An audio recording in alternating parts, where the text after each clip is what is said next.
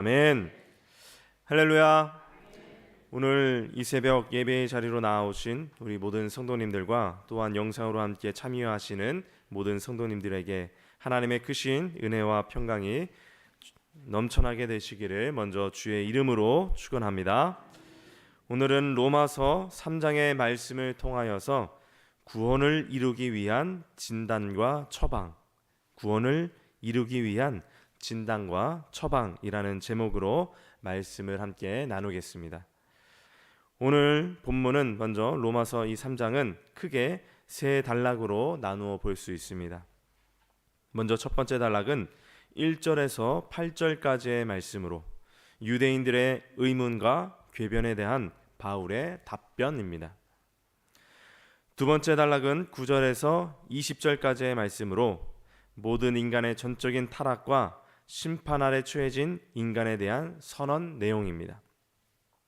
그리고 마지막 세 번째 단락은 21절에서 31절까지로 율법 이외의 의를 획득하는 길로 제시된 이신칭의의 원리에 대한 그러한 내용입니다. 사도 바울은 위대한 복음의 책 이 로마서를 기록하면서 그 첫 장인 1장에서는 로마인의 죄악을 다 폭로했습니다. 로마인의 죄악은 그 당시 하나님 없이 살고 있는 모든 이방인들의 죄를 대표하는 것이라고 할 수 있습니다.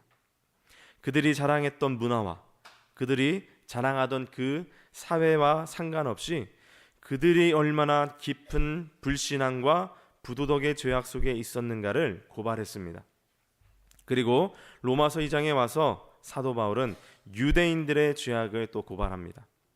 이들은 로마인이나 헬라인에 비해서 매우 도덕적이고 또 매우 종교적인 사람이었음에도 불구하고 그들도 여전히 죄인이라는 사실을 바울은 고발했습니다.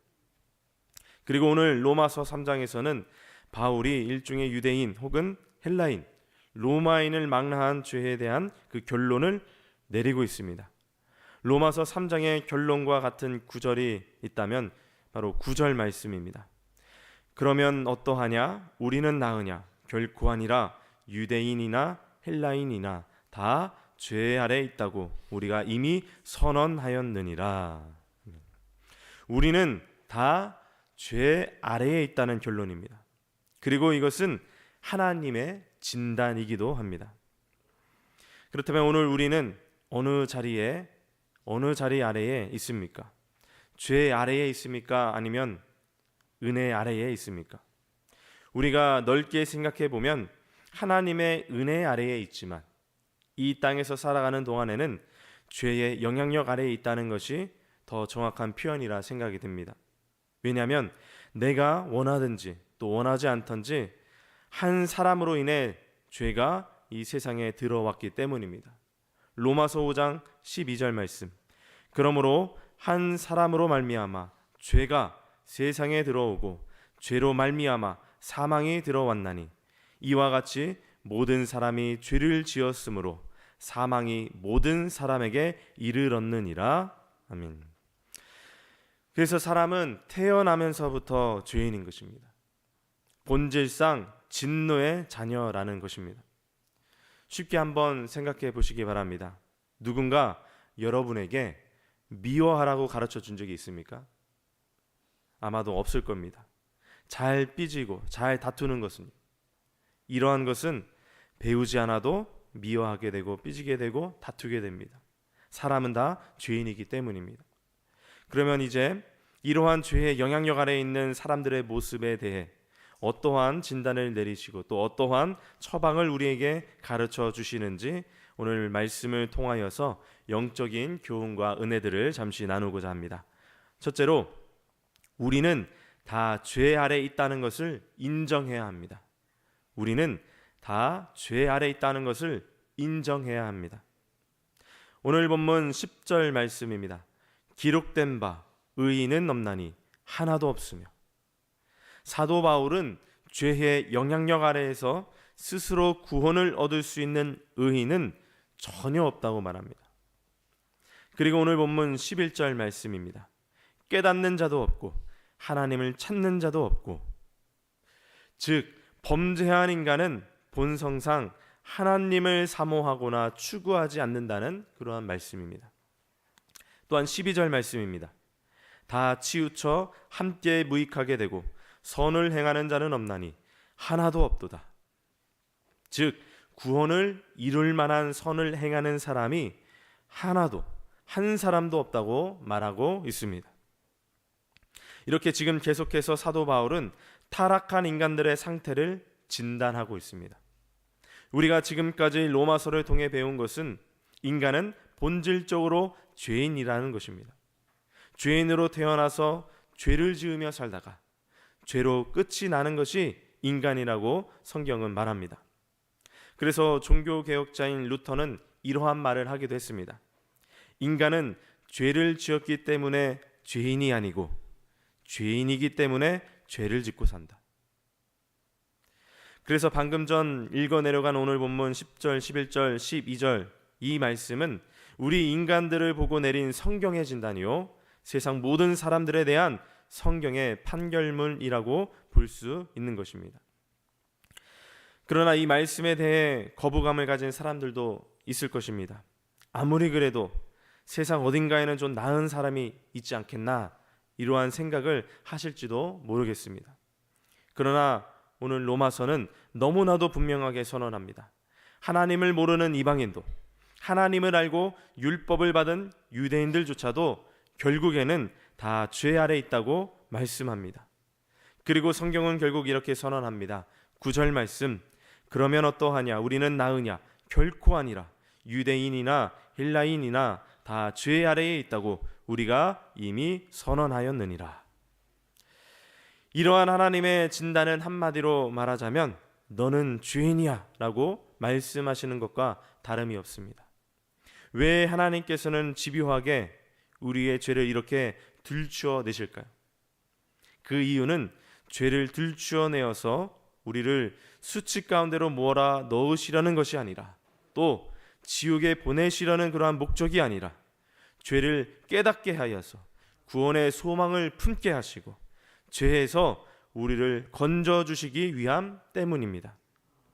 그렇다면 오늘 우리는 하나님 앞에서 죄인인 것을 정말로 인정하십니까?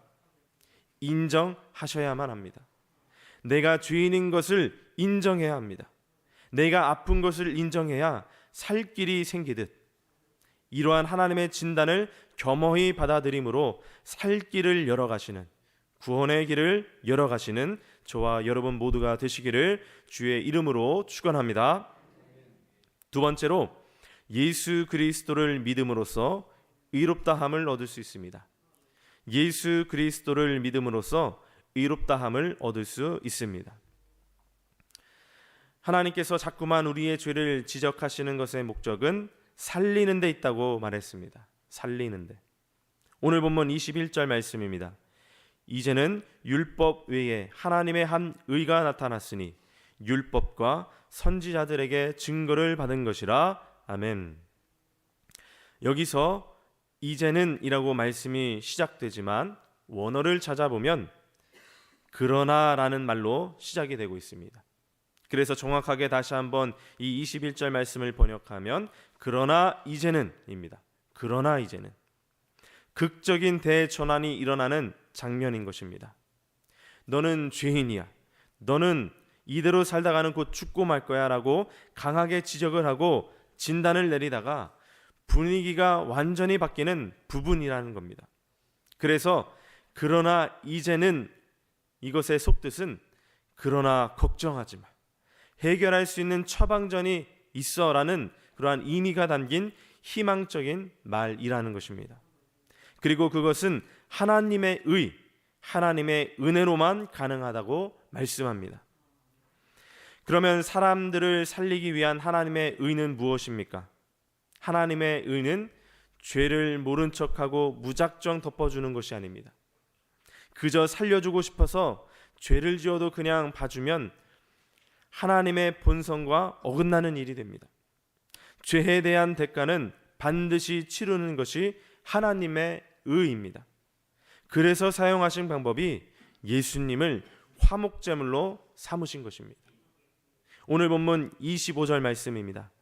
이 예수를 하나님이 그의 피로써 믿음으로 말미암는 화목제물로 세우셨으니 이는 하나님께서 길이 참으시는 중에 전에 지은 죄를 간과하심으로 자기의 이루심을 나타내려 하심이니 아멘. 즉 예수님의 피가 하나님의 의를 만족시키는 화목제물이 되었다는 것입니다. 죄송합니다. 화목제물이라는 이 말은 헬라어로 헬라스테리온입니다. 이는 구약시대에 지성소에 있던 법궤의 뒷뚜껑을 일컫는 말입니다. 구약시대의 이스라엘 백성들은 1년에 한 번 있는 대속죄일에 전 국가적인 속죄를 드렸습니다. 그때 대제사장이 온 백성들의 죄를 용서받기 위해 지성소의 법궤 위 뚜껑에 피를 뿌렸습니다.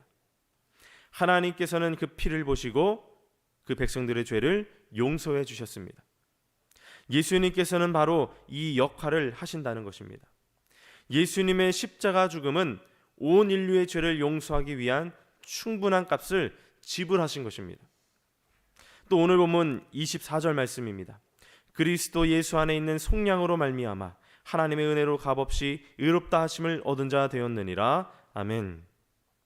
여기에 속량이라는 말이 나오는데 이 말은 대신값을 지불해 준다는 뜻입니다.